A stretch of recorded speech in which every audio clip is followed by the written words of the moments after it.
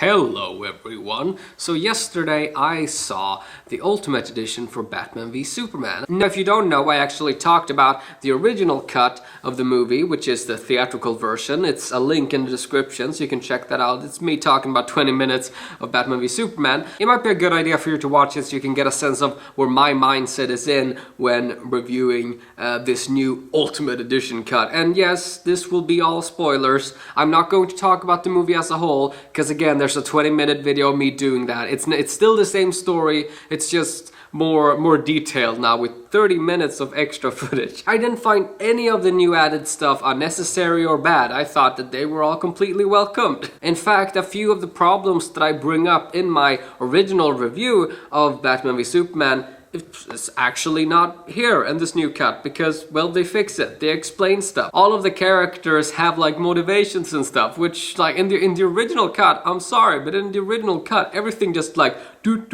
You're just like, what? Why are people doing what they're doing? I don't understand. In this new cut, you actually understand it a bit more, which is good. Before going in depth into everything, is this new cut better? Yes, I've already said that it is better, yes.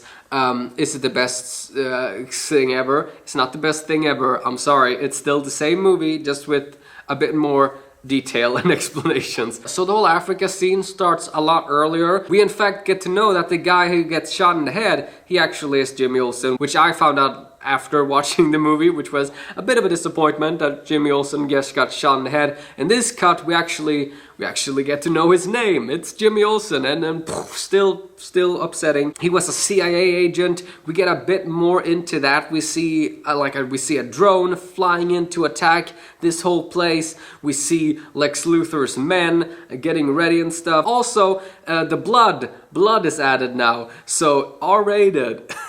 Now what this version fix is a major problem that I had while watching the original movie, and that is, why is Superman getting blamed for anything? Because when watching the cut, I was just like, why do you even have the Africa sequence? You could just, like, everything that he's been accused of could just been from, like, the first movie. Now, here in this Ultimate Edition, we see that not only does Lex Luthor's guys shoot the other terrorist people with the special Lex Luthor bullets, they also burn their bodies to make it look like Superman's heat vision. So, thank you for showing that, because now I get it. So that's what he's being blamed for. Also, he destroyed a drone, which I guess he's also being blamed for that because American property or something like that. I don't know. Superman had a lot cooler entrance in this cut because, you know, he flies through a missile, then he flies through the drone.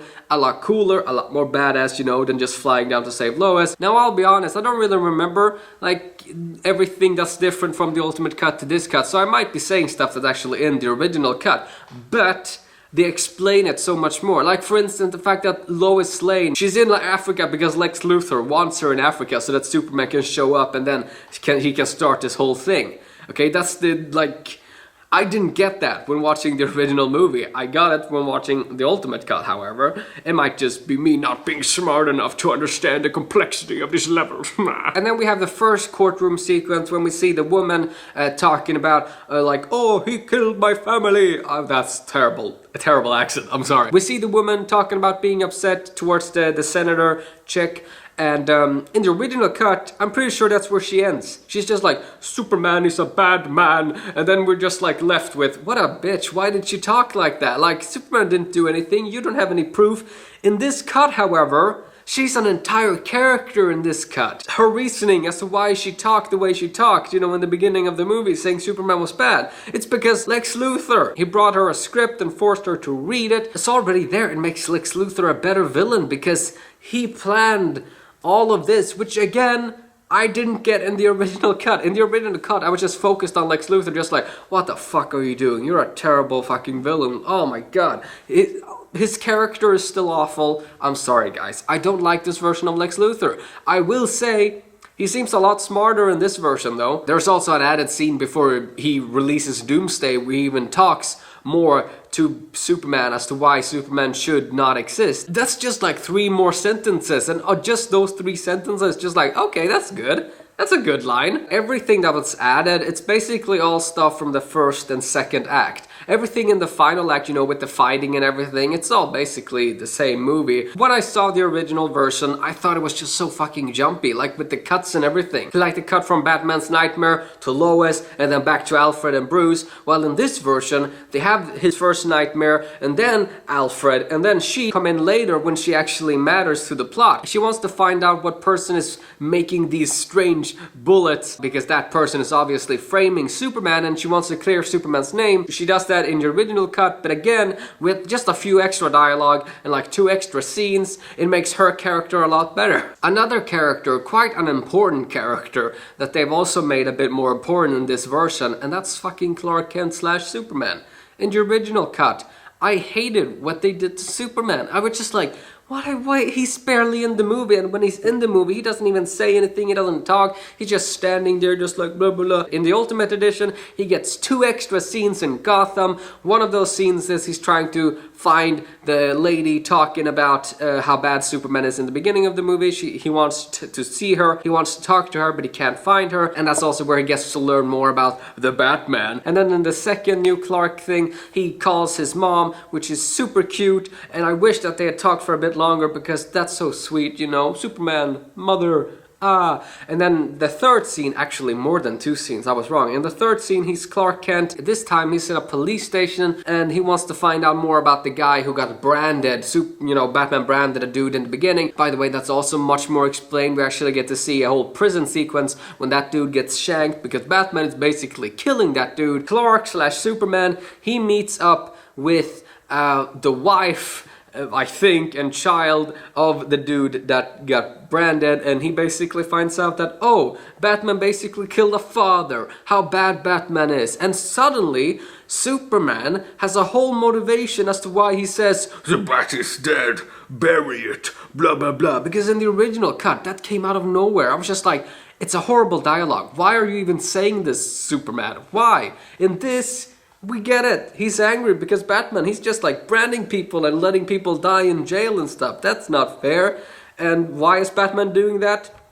I still don't know. They also reference in this cut that Batman's brutality and everything has a lot to do, you know, with the whole 2 years ago thing with Superman coming to Earth. But the whole branding thing, it seems like that's been going on for a bit longer than that, so I don't know. Another thing that I did not like in the original cut was the other courtroom scene where Superman is there and he's about to talk and he can't talk because fuck shitting blowing up. I was a bit pissed about that because I wanted Superman to talk, because he hasn't talked throughout the entire movie. I was just like, okay, let the people know your opinions about everything and then everything can explode. In the Ultimate Cut, we still didn't get that. However, the fucking build-up towards the courtroom scene was so good in this version. Like, it was so good. It was intense. You just like everybody finding out that, oh shit, Lex Luthor, he's a bad guy, and then all of the people who realizes that Lex Luthor is a bad guy, they die. The woman who talked bad about Superman, she confesses to the senator that Lex Luthor, he's not a good man, he made me do this, and then she gets pushed off a train, and then the wheelchair blows up. By the way, the wheelchair,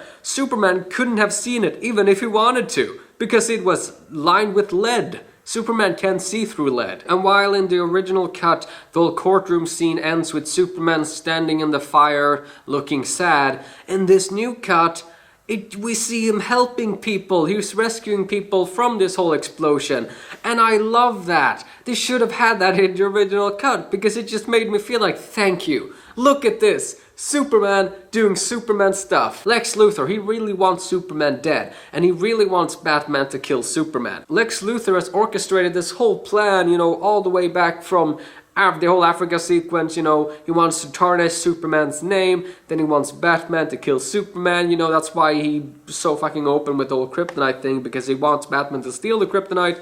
Batman steals the kryptonite, we see him smiling, just like, hoo hoo, I am a bad guy. I think Lex's, like, evilness, like bad guyness, is a lot more defined in this Ultimate Cut. The whole fighting sequences, If you want to listen to what I thought, again, click on my original review. It's still the same. I do not like how fast Superman went from talking to punching. I thought the fight would have been so much better if Batman just goes all out and Superman just refuses to punch. And then of course we have the whole Martha scene. That's not different. I don't think it's a horrible thing in the movie. I will say that it doesn't make sense for Superman to say, "You're letting him kill Martha," instead of "You're letting him kill my mom." And then of course after the whole fighting, Superman dies. You want to hear my opinion about Superman dying, you can check the video. And then of course we have a completely new scene with Lex Luthor inside the ship staring at fucking Steppenwolf and the mother boxes. If you have no idea what Steppenwolf or the mother boxes are,